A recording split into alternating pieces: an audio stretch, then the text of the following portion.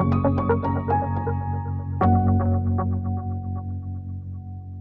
everyone, my name is Jessica Court. I am the newest Brisbane alumni volunteer. I am also a Swinburne alum. I did a Bachelor of Business majoring in management, which I graduated in just last year, so still pretty fresh. I'm currently working as an events officer at the University of Queensland, trying to do events, but everything's virtual. So with me as well, we've got a few Swinburne team members here this evening. So we've got Ruby, who is an alumni engagement manager, and Courtney, who is an alumni engagement coordinator. Before we get started, I just want to do quick formalities of welcome to country. So firstly, I would like to begin by acknowledging the traditional owners of the lands from across Queensland. We pay our respect to the elders past, present and emerging, for they hold the memories, traditions, the culture and hopes of Aboriginal and Torres Strait Islander peoples across the state. Okay, so I guess the purpose of this alumni catch-up event is to create a new professional, personal and professional connections, whilst also hearing from our very special guest, Kate Perry, as she shares her hints and tips for standing out in the crowd in this new virtual world. So just a few housekeeping notes. So everyone is welcome to turn on their cameras and their microphones, but perhaps when Kate is doing her presentation, just keep yourselves on mute so there's no background interference. Now the presentation will be recorded, but we won't be recording your faces. So the format of this evening, Kate will speak for around about 15 to 20 minutes, followed by 10 minutes for Q&A. Thank you to everyone who has submitted some questions beforehand. So I'll be reading those out to Kate, but feel free, if you think of any questions, feel free to jump on the mic or post them in the chat box. So after the presentation, the Q&A, we'll have some time for virtual catch-ups, just like casual networking. So we will actually split you into random breakout rooms and into groups, and you can catch up with some familiar faces and make some new connections as well. So without further ado, I'll just briefly introduce Kate and a bit about her bio. So Kate has taken her career around the world, landing a job straight out of uni with infamous London-based artist Damien Hirst. Throw in a bunch of freelance designing, illustrating, plus 2 clothing labels. Mum D is also a fashion designer. Kate is now back in Queensland at the helm of her own business, Kate Perry Projects, and Kate is passionate about helping small business owners find their strategic feet in their encore careers. She has also created Wiser, which is a social enterprise helping older people showcase and promote their businesses online. So a little bit about Kate, but Kate, if you want to take the floor and introduce your presentation, and then we'll do Q&A afterwards. I will. Thank you. Thank you. Great. That's a lovely introduction. So I guess I'll share my screen now, if I can do that, and I'll put it on here. Share. Excuse me. Oh. Present. It's probably better than share, isn't it? Okay. So, hi, I'm Kate. There I am in all my glory. So, where do I start?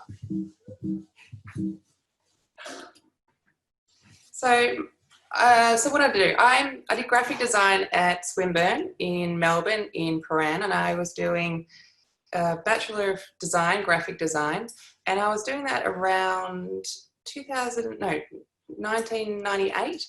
So I was really fortunate in the sense of I actually won an award, which gave me a gap year to head over to London. And in that time, I was able to work with Damien Hirst, but I will get there. After I left university, I did a lot of freelance design, illustration being my backbone, my signature. So I was kind of like shoehorned my illustration into graphic design. So that's kind of been the backbone of my career. During that time, I've kind of never conformed to working as a great employee. So I kind of get too big for my boots very quickly. So I created a label, a children's wear label, red chalk, and this is where I applied all my graphic design, also all my illustrations, and kicked off my clothing label, which, as Jess said, I went to Port Douglas, and my mum taught me actually how to textile design, screen printing, how to work in retail, customer service, which was really fantastic in the sense of just being able to learn my soft skills there. So here's a small snippet, because I later transferred that into adult clothing. Little tip, there is no money in children's wear, so I went to adults wear. Illustration, I've had so many little jobs where I was even on Instagram, and I had people who really loved my dogs, and then they started commissioning me to paint and draw their dogs. Just another one. So this is when it took me to, before this I was taken to work with Damien Hirst.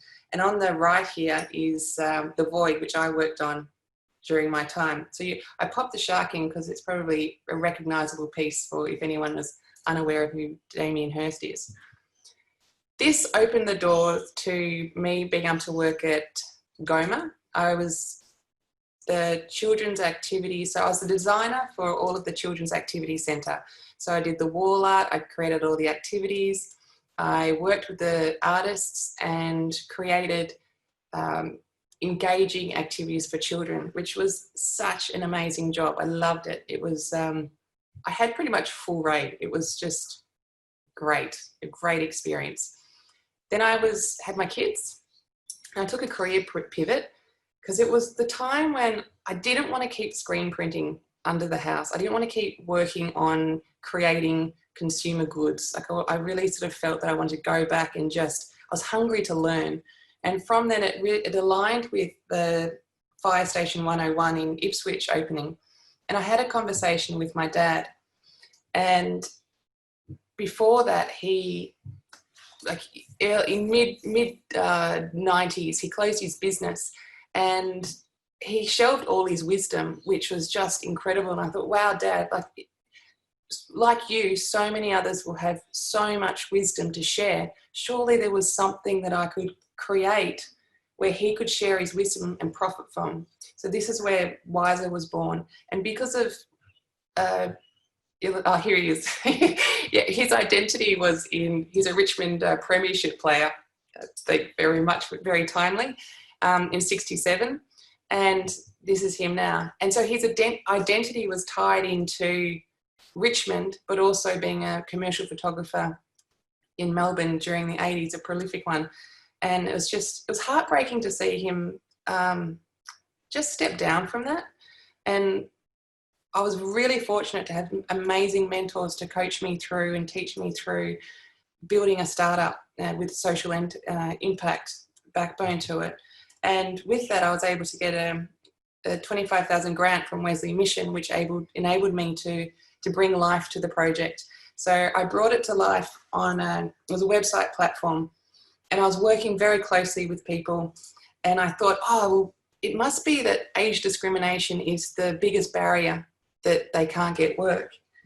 And so this is Nori. She's fantastic, and she's probably my poster girl for doing really well in Wiser. She's got a business up in the Daintree Rainforest, hosting classes in clay and throwing clay. So this is a taste of what Wiser is. And here's the app.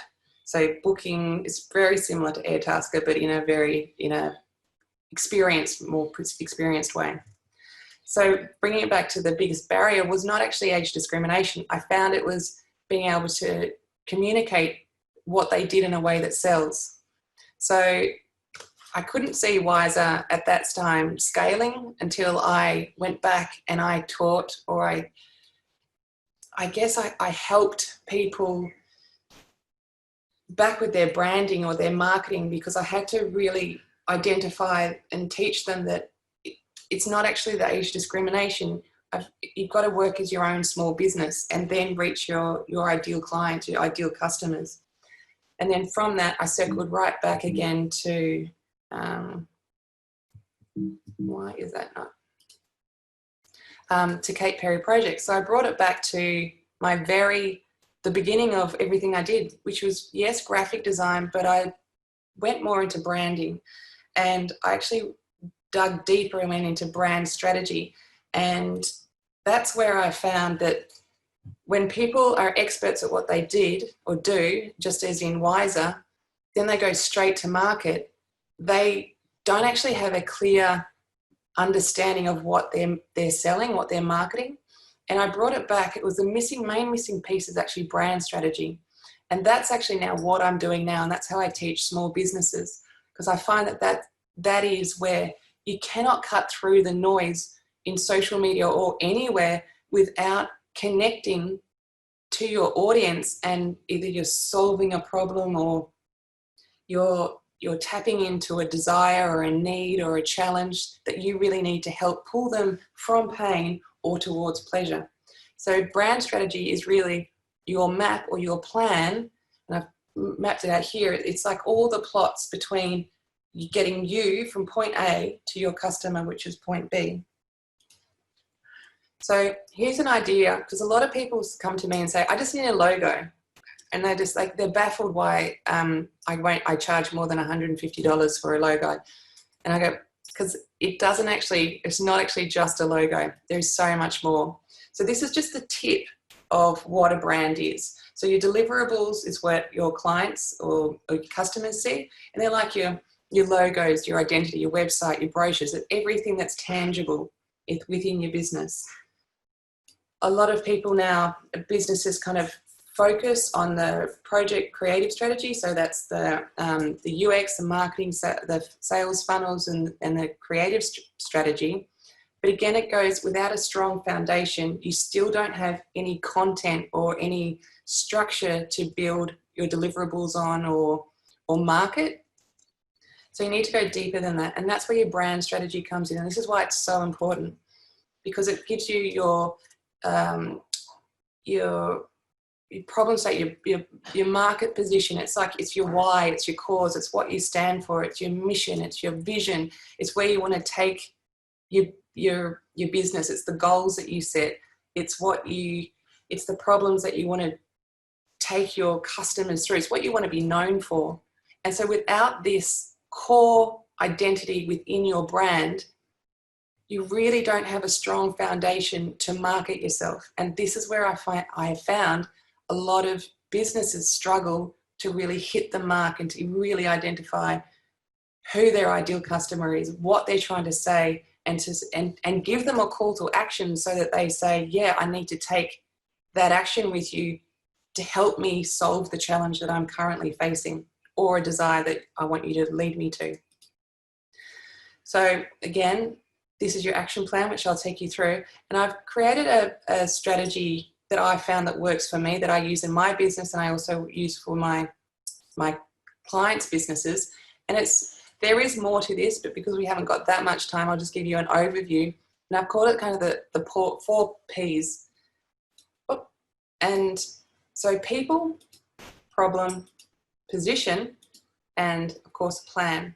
And even if you just very basically sort of follow this structure, it will really reduce the overwhelm and just give you a bit of a plan or a map to kind of think about, so that you can work towards your goals, so to speak, or sort of give yourself a framework so that when you sit down to create content, or when you sit down, you know where you're heading. And this is very true to every single business. Everyone is not your customer. And I'll say that again because it's really important. Everyone is not your customer. So people, this is when the first thing I do with my clients or myself if I'm creating a new product is I look at myself. I think, okay, so what is my why? Why do I even want to do this?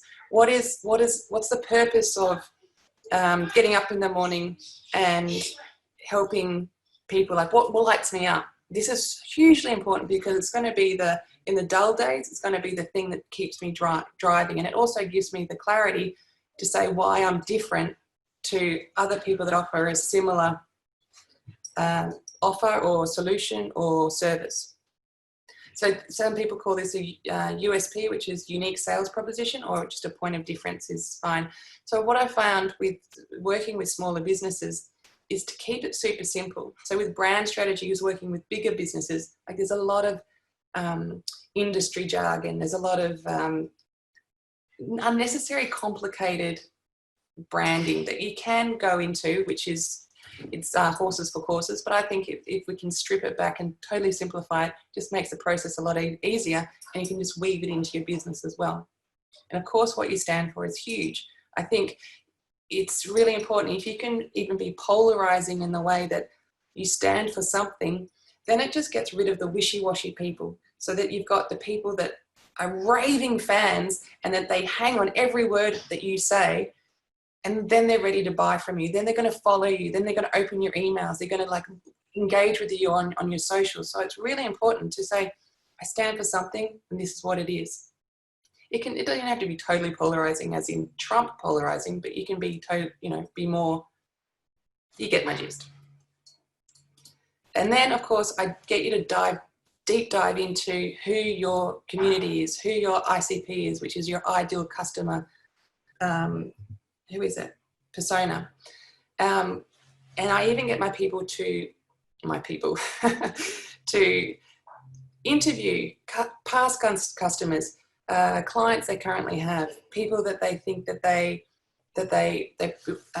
can survey their community and just look at their needs, their frustrations, their desires. And it's really important, because once you understand those and you start hearing their language and the words that they use, it helps you validate what you're offering. And then that even helps you tweak your offer, tweak your service, and you start understanding their motivations and the buying behaviors. So really, that's really clarifying that path to purchase.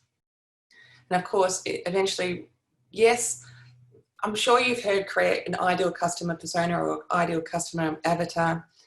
But it's also now, I'm looking at more like a community, because I've always struggled. There's not one person, but it's kind of like it's a mishmash of lots of people into one person.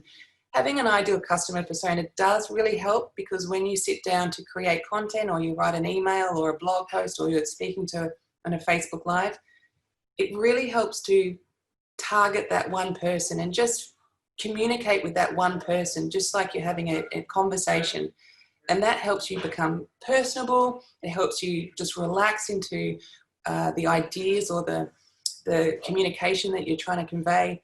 It really is a really helpful tool. So that's why I encourage to create a very specific ideal customer persona.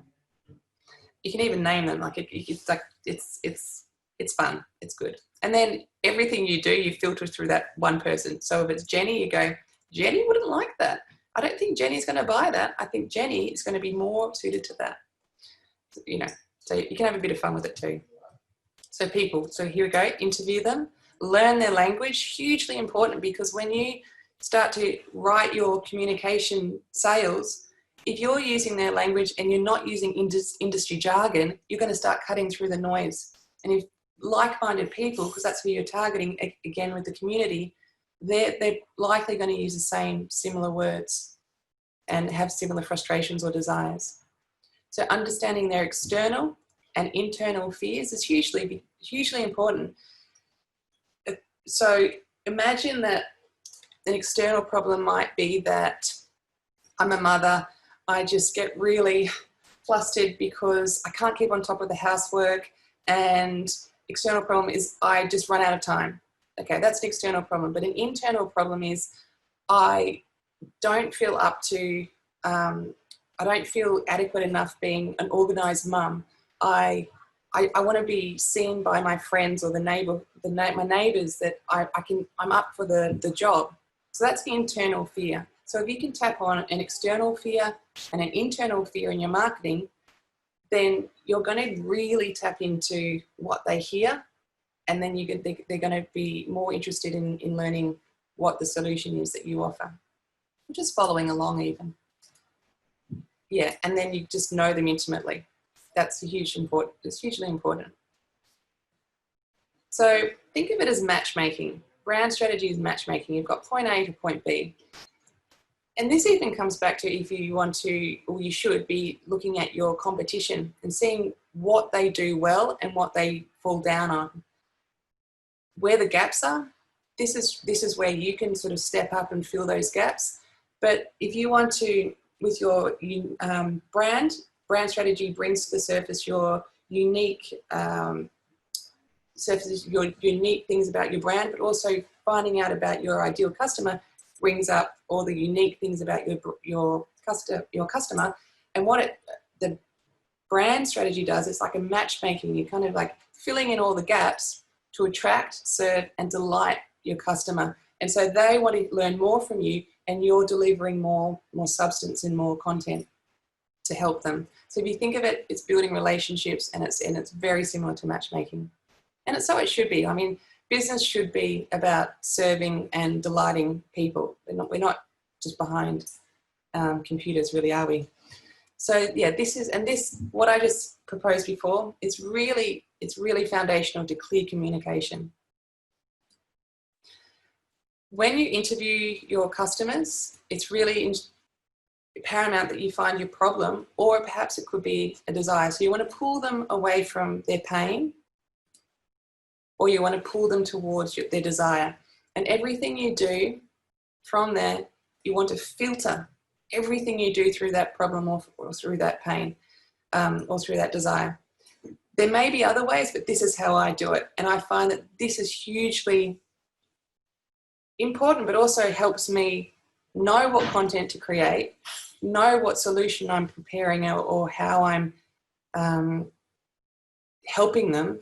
And I'm able to even create new solutions and new products.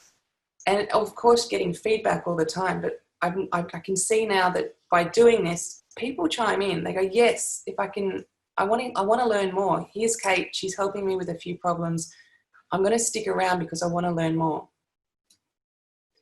So the way I deal with the problem is I create free, valuable content. And I do that in my blog posts. I do that in my social media, and I like really valuable, like step by step. This is how you get rid of this problem. This is how you do this. These are the tools I use. These are like, you cannot give away enough great information. The more generous you are, people will see that. You'll go, wow, if she's giving this stuff away for free, imagine what her paid stuff is like. So it will never, don't ever feel that you're going to be giving away your IP. So you want to, and in everything I do, I talk about their problem, I give it a bit of a nudge, and I exacerbate the feeling of that problem, but I also give little solutions, and I also position myself so I am the solution, part of the solution in their journey. So because not everyone is ready to buy as well. So a lot of people with their sales, it's just like this bombardment of buy now, buy now. But in fact, we are bombarded by 4,000 marketing messages a day. So it's just going to be sort of a blocked wall. People are just not going to hear it. So if you can take them on a journey and just help them where they're at, meander their way, and then be a solution when they're ready to buy, then I think that's going to really set you up for a better relationship and better sales relationship in the long term. Of course, you create that know, like, and trust factor, so they're going to stick around for longer.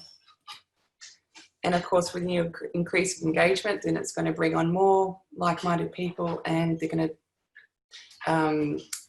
word of mouth marketing and of course, creating new solutions. So when you solve one problem, you're going to inevitably create a new problem, which, wow, that's an opportunity that you can take up and then just create a suite of solutions or suite of services, offers, and products. Be known for solving that problem. So again, when you go back to understanding what your competitors serve or how they fill the gaps, if you're known for solving a particular problem and you plant your flag in the sand and you say, this is what I do, and you create all your content around it, you will be known in your industry as your authority to solving that problem, and you'll be the go-to person. So which also brings us back to your position in the market. Look, I'm getting ahead of myself. So if you find that it is a saturated market, create your niche, create your own, understand who you're serving. Perhaps it could be men that have a particular problem or a particular desire. Perhaps it's women with young children. Perhaps it could be anything. So if you're perhaps like a bookkeeper per se, but you find that you gel really well with stay-at-home mums who are starting their new business, then make that your business, make that your marketing message, and that's who is going to hear your marketing message and start chiming in. So if you own that problem and be known for that problem, then you'll start to pull in those ideal customers where you can uniquely solve that problem. And then again, just creating all that delicious content and solutions around that problem. And you're just going to layer all of these, build your business. I guess how your business will grow. And again, stand for something and create your own niche, which brings you back to planning. Of course, have you heard this? Fail to plan and plan to fail. Now, being a creative, this is crazy because I've always thought, being creative, I've got permission to be totally chaotic and completely just fly by the seat of my pants. And I should have learned all those years ago when I was doing my clothing labels and I was doing other bits and bobs in business. It's only till recently that I've worked towards a plan. And the way that I produce now is just, I'm so much more efficient. I get so much more done now. And it's literally just been recently that I've started working towards a plan, setting goals, hitting goals, and then doing this. But I identified you have to work back from a launch or an event. Just be working backwards, and that's how you set out your plan, and then you plot everything else you need to do to communicate that. And in that, when you're working backwards, it's really important that all the content that you create is setting your customers up, your clients up for the final sell. So you're really positioning yourself as the solution to their problem, yes, but as the final call.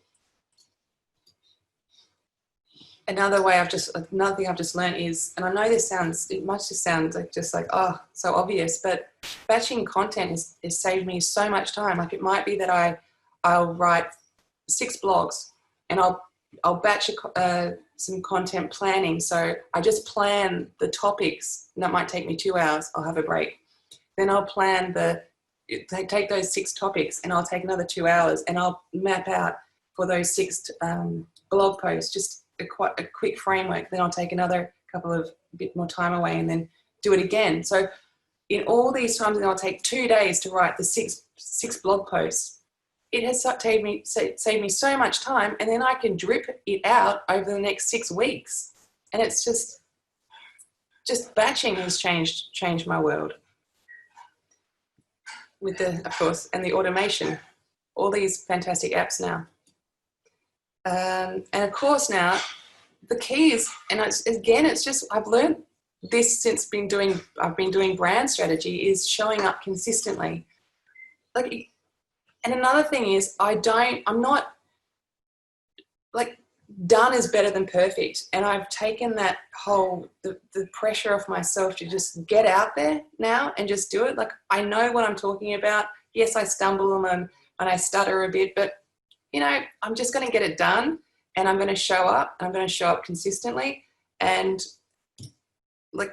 some things might work, some things might not, but I'll just keep tweaking. And that way I'm just going to keep building my business. So that's how I try to keep it simple. So marketing is not an isolated event. So that's when it feels really pushy and gross. Weave it into your business and create your content so that you're the solution. And then you never have to sell. Like, you never feel that you actually are that gross salesperson. So that's how I do it now. And that's how I set up my customers' businesses, and through brand strategy and and also building out their brand identities as well. So to recap the 4 Ps: people, yourself, your community or your ideal customer persona, problem or desire, position in the market, and of course your plan. So planning, can't stress enough, that has changed my world.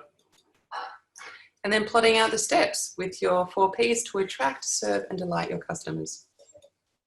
So by doing all of this, it will help you avoid overwhelm, and you know who to target and how to talk to them. So every time you sit down to create your content, you know exactly what they want to hear and what they're going to switch on to. You never have to sell or never feel like you're selling. Think of it as a 70-30 rule. It's almost like people, I found that 70%, it's like that reciprocal rule. You've been teaching them and educating them and giving them so much information that by the time you come around to selling something, you've got permission. They're like, yes, I don't mind that you're selling me something because actually I want it now because you've pre-framed me for it, but also you've given so much to me to help me. I want to be able to give something back to you. So yes, please, I really want to buy this product. It also helps you to allocate your funds to get your return on investment, and you'll know where to put your money as well. So it really helps you just see what channels are working, what content is working, and then you can either boost or use the content that's worked in your Facebook marketing, whatever you might do. And yeah, so it helps you allocate that. And you can confidently work towards your goals, which I'm a testament to it. It's the first time when I had my businesses, I was just like, oh, here's my shirt. Do you like it? It's everything. It's my illustration. Holy moly, but it's okay if you don't. But now I can say confidently work towards goals because I know I'm helping people with their solution, and I know that I can help them pull them away from pain and really move them forward. So I can just go, I confidently get out there, and if you don't align, that's okay too. That's fine. I love this one because it really is, you really understand what you're creating. And again, when you understand the solutions and you create those solutions, new challenges come up. You're always creating new problems. And then they come to you, they turn to you and say, what else have you got? Of course, because you've got a great rapport by now. And the last thing is build your email list. Social media is rented land. So your email list is where your traffic is that you own, and people want to hear from you. It's really important that you create content that's really valuable so people open your emails, and this is how you're going to really accelerate in your business, and this is where you'll make your money in that 70-30 rule, remember. And thanks for listening. Wonderful. Thank you so much, Kate, for a very informative presentation. If I'm being honest, marketing was probably my worst subject that I did at Swinburne. So I've certainly learned a lot this evening. Oh, good. How do I get this off? Okay, how to share. Not share. I think your slides are off the screen now. Okay, good. Yeah. All right. So we have some time for Q&A.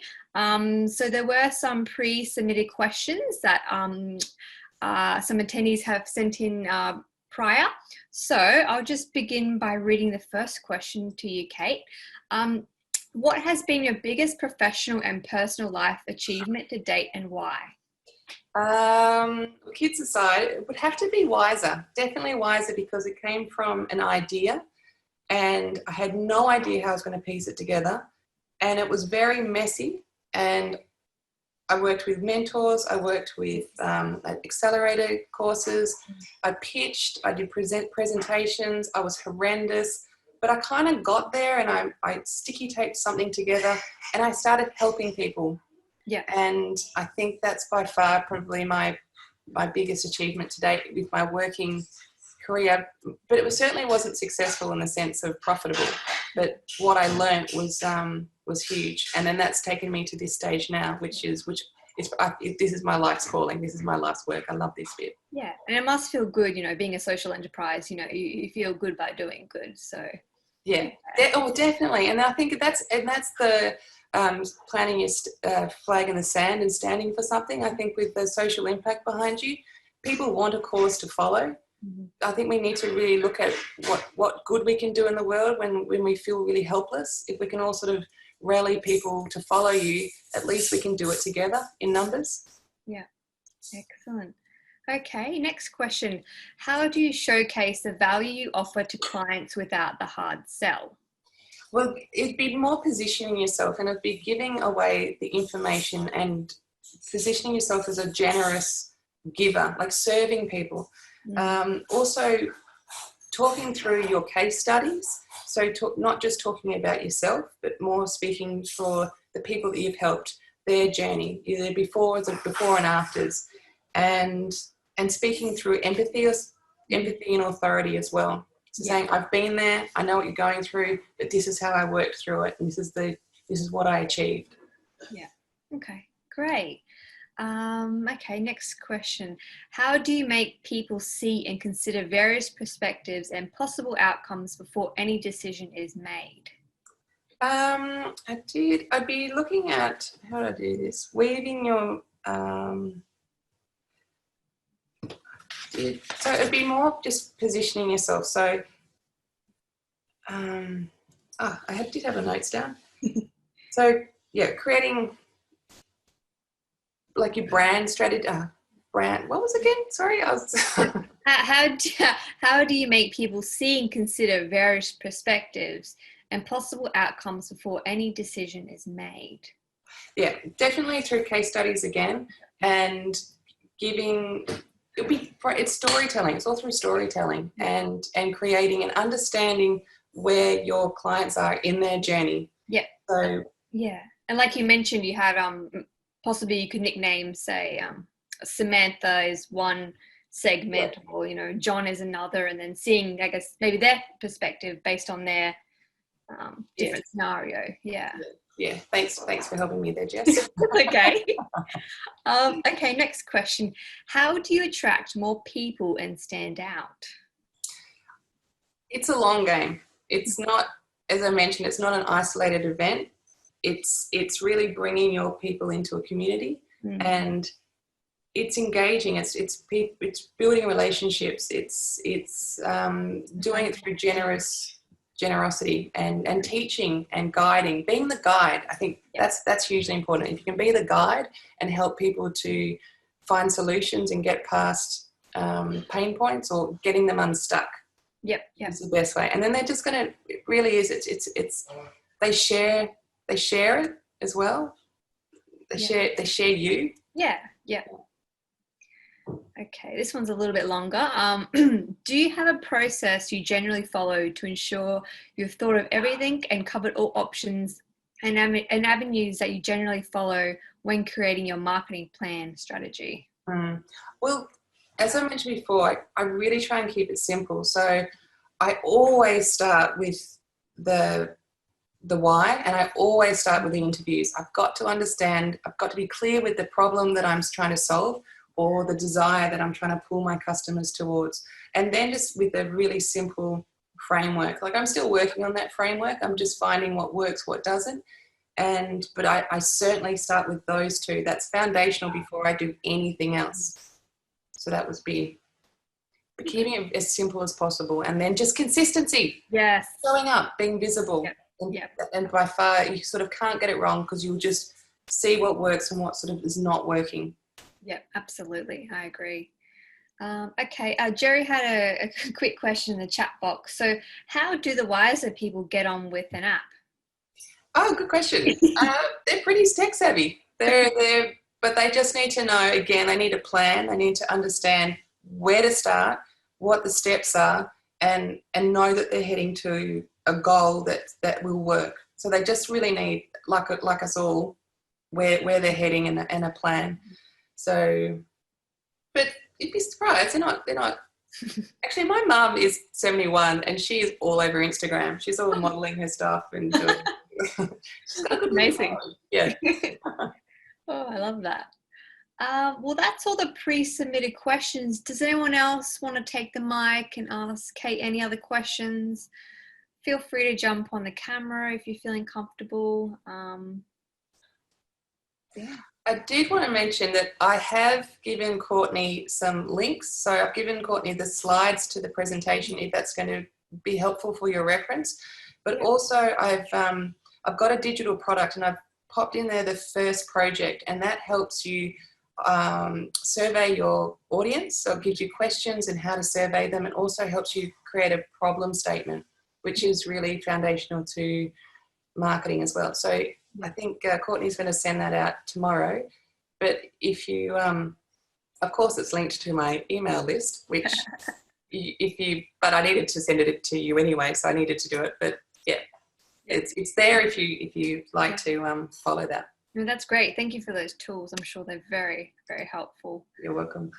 Okay, well, if there's no other questions, we'll shortly jump into the casual networking. But I'll just kind of run through how it's going to work. So of course, thank you to our guest speaker, Kate, and thanks for the audience for coming along this evening. I know an hour's nearly been up. It's gone very quickly, but yeah, I know, crazy. We hope, I guess, with COVID, it's a little bit hard to know what the future holds for everyone, but we hope to be able to doing these alumni catch-ups again in person next year, but we'll just have to kind of wait and see. And if you haven't already, please join the Brisbane Alumni LinkedIn group to stay updated on the goings-on. An email will be sent out in the next couple of days with a quick survey asking for your feedback, which will help us plan for the events we hope to run in person next year.